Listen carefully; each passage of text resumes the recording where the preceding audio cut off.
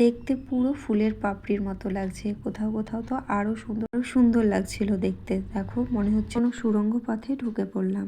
আমি সিনেমাতে দেখেছি এরকম সুড়ঙ্গ পথ দিয়ে যাবার রাস্তা। আমার আজকের দিনটা ঠিক তাই মনে হচ্ছিল, যে এরকম ভাবেও সুড়ঙ্গ পথ দিয়ে আমি যাচ্ছি। গুড মর্নিং সবাইকে। তো চলো, আজকে হলো আমাদের মেঘালয়ের তৃতীয় দিন। আজকে কোথায় কোথায় গেলাম সেটাই তোমাদেরকে এই ভিডিওতে শেয়ার করব। তো আমরা চলে এসেছি মসমাই কেভসে, যেটা চেরাপুঞ্জির থেকে 4 কিলোমিটার দূরে।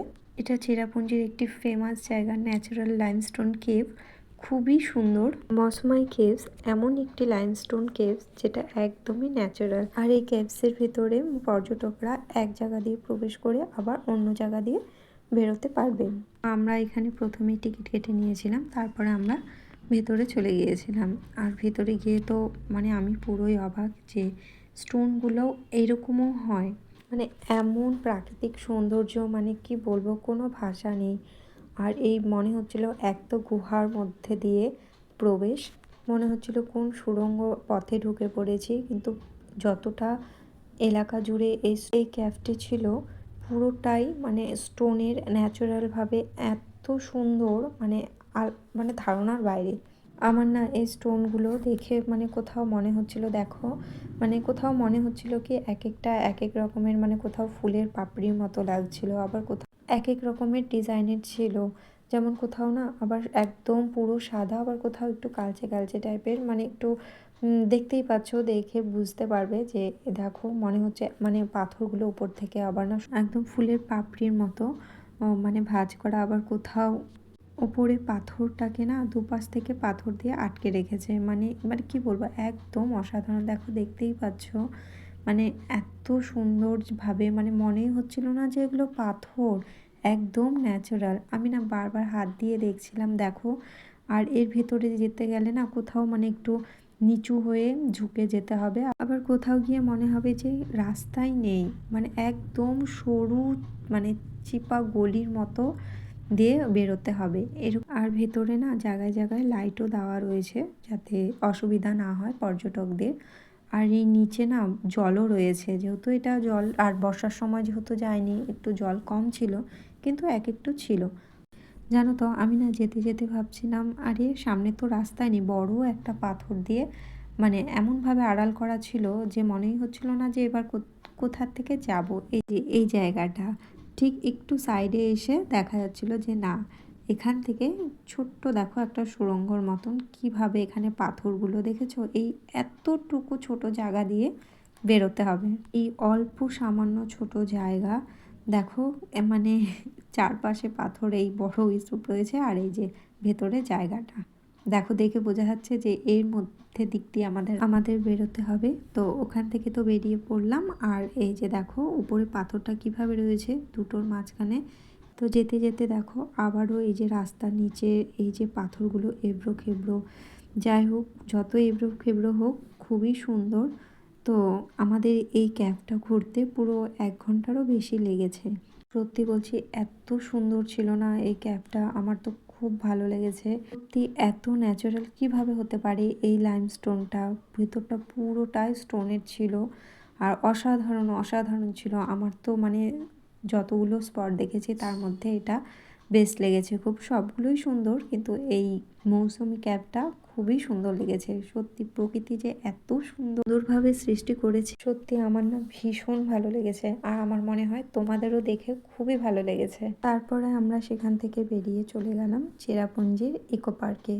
এই পার্কটা অনেকটা বড় ছিল। চলো তাহলে এবার পার্কটা পুরোটা ঘুরে দেখি। তো পার্কের এখন অনেকটা ভেতরের দিকে আমরা চলে এসেছি। আর এ দেখো এখানে পাশ থেকে দেখা যাচ্ছে পাহাড়। আর আমাদের এখানে আস্তে আস্তে প্রায় বিকেল হয়ে গেছিল। আর দেখো এখানে ভিউটা কত ভালো লাগছে। পার্কটা না খুবই সুন্দর ছিল, আর অনেকটা যেহেতু বড় ছিল, তো আমি ওই যে দেখা যাচ্ছে দূরে ওই একদম কিনার দিক দিয়ে এসছি। তারপরে আমি এখানে কিছুটা উপরে উঠে গেছি, একটা বসার মতো জায়গা ছিল। তো দেখো এই যে এতটা উঁচুতে, তো চলো এখন তাহলে নিচের দিকে যাই। আর আমি একাই এই উপরে উঠেছি, বাকিরা নিচে দাঁড়িয়ে রয়েছে। আর এই পার্কের থেকে না একদম কর্নার ধারে গেলে সেভেন সিস্টার ওয়াটারফলটা না দেখা যায়। আমরা না যেহেতু শীতের সময়টায় গিয়েছিলাম তাই একটা সিস্টার ওয়াটারফল দেখতে পাইনি। তো তোমরা গেলে না বর্ষার সময় যাবে, বর্ষার সময় সেভেন সিস্টার ওয়াটারফল খুবই সুন্দর দেখা যায়। তো আর এখানেও দেখো, যেহেতু বললাম যে শীতের সময় এখানে জায়গায় অল্প অল্প জল রয়েছে, কিন্তু বর্ষার সময় পুরোটা ভরে থাকে। আর অন্যান্য সব ওয়াটারফলগুলোতেও জল পেয়েছি অল্প অল্প, একদম যে পাইনি তা না, কিন্তু বর্ষার সময় খুবই সুন্দর লাগে দেখতে, এটাই আর কি। তো যাই হোক, চলো আজকের দিনটা তো এভাবেই কাটলো, খুবই ভালো লাগলো। এই যে আমরা চলে আসলাম হোটেলে, আর হোটেলে এসে তো চেক আউট করছে। তো তারপর সোজা চলে গেলাম রুমে, আর রুমে গিয়ে না আমি একটু কফি বানালাম। আর এই দেখো, এটা হচ্ছে রিসেপশন, হোটেলের ভেতরটা। তোমাদেরকে মনে হয় আমি আগের ভিডিওতে শেয়ার করেছি। আমি এই যে কফিটা খেয়ে নিচ্ছিলাম, আর তারপরে কিছুটা সময় পরে চলে গিয়েছিলাম রাতের খাবার খেতে। তো রাতে খাবারে নিয়েছিলাম একটু ফ্রাইড রাইস, চিকেন কষা, চিংড়ি মালাইকারি। তাছাড়া এখানে তো আরও প্রচুর খাবারের আইটেম ছিল। আমার এই এত রকমের এই চাইনিজ খাবার টাবার ভালো লাগে না, আমি একদম সিম্পল, যত রকমেরই খাবার থাক না কেন আমার শুধু ভাতই ভালো লাগে, তাই আমি ভাতই নিয়ে নিয়েছিলাম। আর এই যে দেখো, এখানে যে বসেছি না খেতে, আর উপর থেকে এই যে নিজেদেরই দেখা যাচ্ছে উপরটা একদম কাছে সুন্দর। আর এই যে স্টেজে হচ্ছে গান। তো আমাদের এখন ডিনার কমপ্লিট, তো এখানে বসে বসে গান শুনছিলাম। এত সুন্দর হোটেলটা, যাই হোক সুন্দর তো হতেই হবে, 5 স্টার বলে কথা। তো যাই হোক, চলো এখন আমরা রুমের দিকে যাই। আজকে আমাদের শিলংয়ের লাস্ট দিন। ডিনার শেষ করার পরেও আমি এখানে বসে বসে কিছুটা সময় কাটিয়েছি। অ্যাকচুয়ালি গান হচ্ছিল, গান শুনছিলাম, তো ভালো লাগছিল। তারপরে চলে গেলাম ছাদে, তারপর সেখানে কিছুটা সময় কাটালাম। তো যাই হোক, আজকের ভিডিওটা এই পর্যন্তই। তো তোমাদের কেমন লাগলো ভিডিওটা অবশ্যই কিন্তু জানিও। ভিডিওটা ভালো লাগলে অবশ্যই কিন্তু লাইক, কমেন্ট আর শেয়ার করে দিও। আর আমার চ্যানেলটিকে কিন্তু অবশ্যই সাবস্ক্রাইব করে দিও। যারা ফেসবুক পেজ থেকে দেখছো তারা কিন্তু অবশ্যই চ্যানেলটিকে ফলো করে দিও। এরপরে তোমাদের সাথে দেখা হবে নতুন একটি ব্লগে। আর হ্যাঁ, আরও নতুন নতুন ব্লগ তোমাদের সাথে আমি শেয়ার করব। আমার এই নতুন নতুন ব্লগ দেখার জন্য কিন্তু চ্যানেলটিকে অবশ্যই সাবস্ক্রাইব করে দিও। তো সবাইকে হচ্ছে গুড নাইট, সবাই ভালো থেকো, সুস্থ থেকো। দেখা হবে পরের একটি আরও নতুন ব্লগ। আরেকটি ব্লগ মেঘালয়ের লাস্ট দিনে তোমাদের সাথে শেয়ার করা কিন্তু বাকি আছে, তো সেটা পরের ভিডিওতে শেয়ার করব। টাটা।